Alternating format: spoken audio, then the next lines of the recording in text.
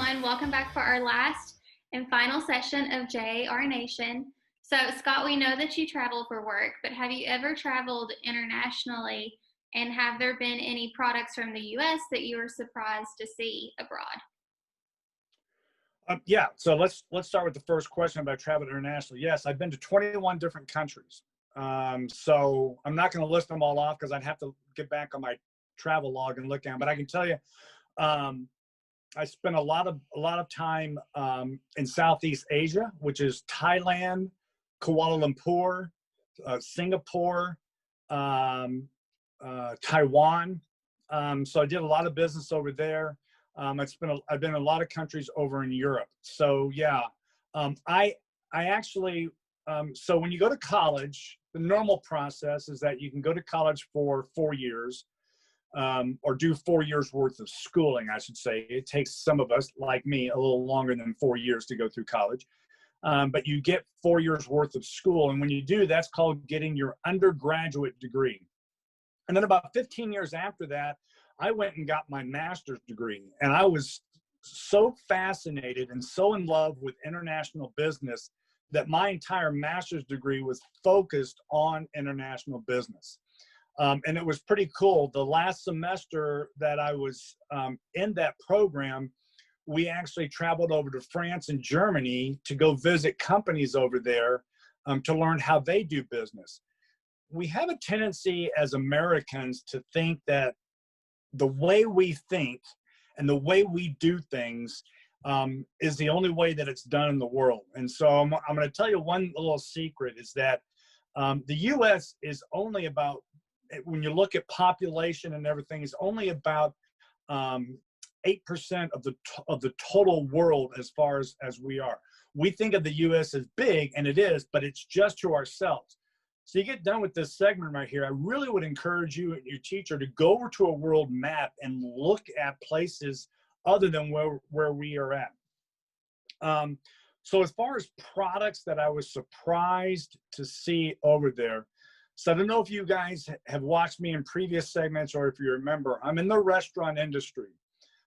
One of the things that first surprised me when I first traveled is, like, when I went to Thailand, I guess it was Singapore, I immediately went over to a McDonald's and I got a Big Mac. I like a Big Mac. You can probably tell from my size. I like a lot of Big Macs. And so what really surprised me is the way that the hamburger tasted.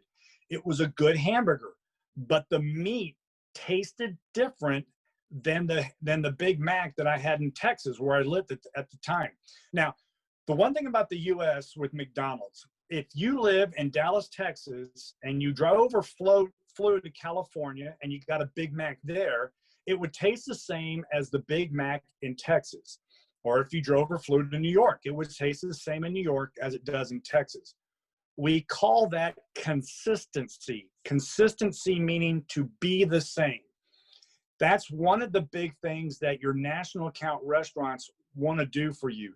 They want the French fries to taste the same. They want the hamburgers to taste the same. They want the cookies and the shakes. They want everything to taste the same in each restaurant. Why is that?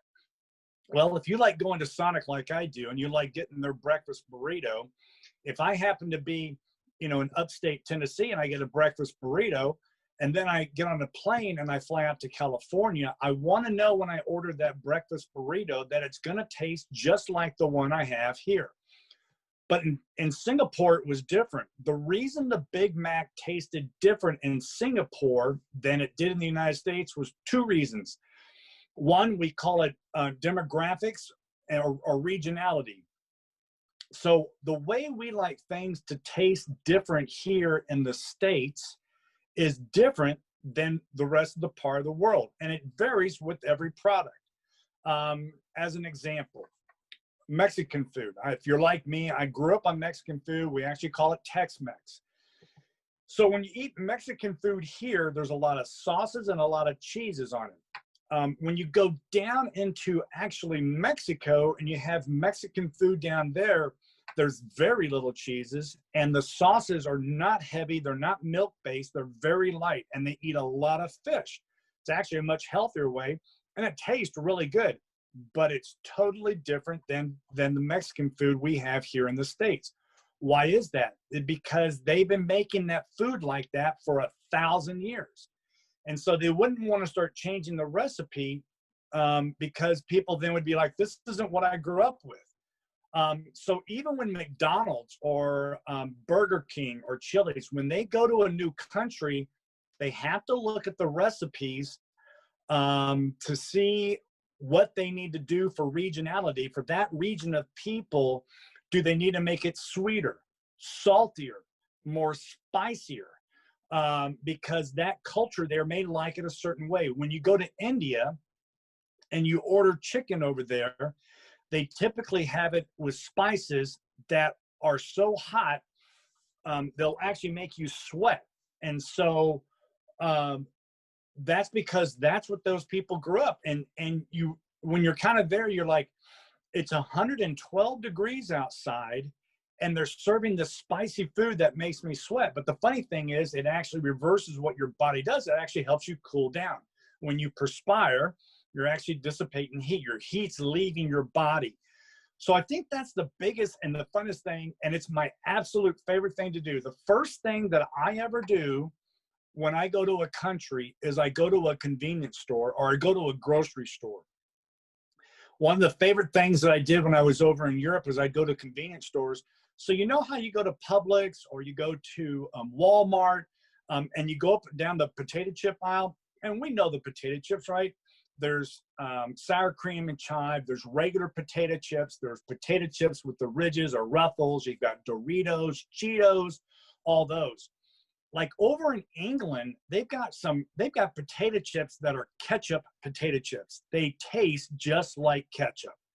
And I just think it's really cool when you go to different countries to look at their different flavors that they have there. When you go to India, they have a lot of spices on their potato chips.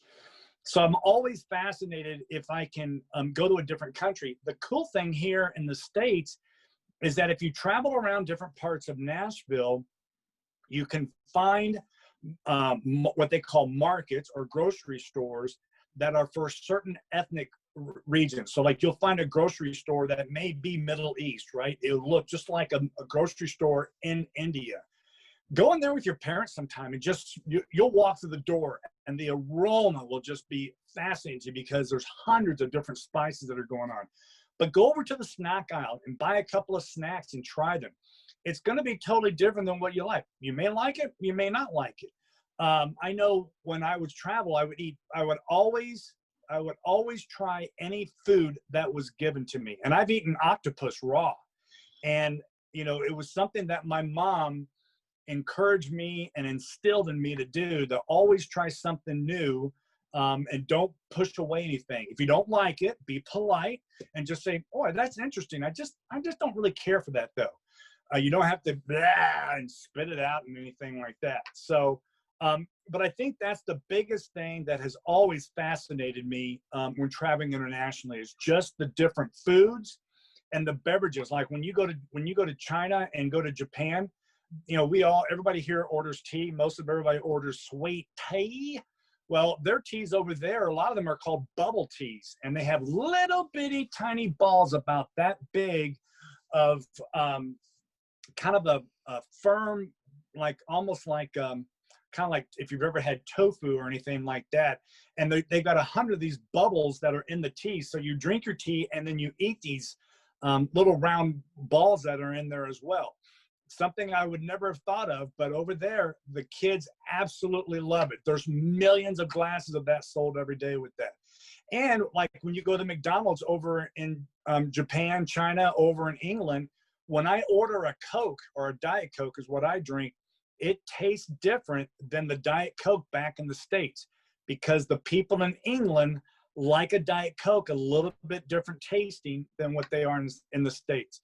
So for me, it's all about food. It's just what I grew up with, and it's the fascinating thing when I travel countries to see how it's all different and how it's packaged different. Yeah, that is so interesting. So guys, if you're fortunate enough to have traveled abroad or out of the country before, or maybe one day you'll be fortunate enough to do that, do like what he said, go to McDonald's, somewhere that you're very used to, and taste how it tastes different there. But here you can also learn locally, like he was talking about our specific grocery stores that are for Korean, Middle Eastern, to get that real authentic flavor. And how he was talking about Coke, if you ever get the chance to vacation in Atlanta or you're driving through Atlanta, they have the World of Coke there because that's their headquarters. And you can taste what Coke tastes like in every different country. And some, it's actually better. Some, it's not so great. So you can try it for yourself. I hope you guys have learned a thing or two throughout these videos with JR Nation. And we will see you all next time. Bye.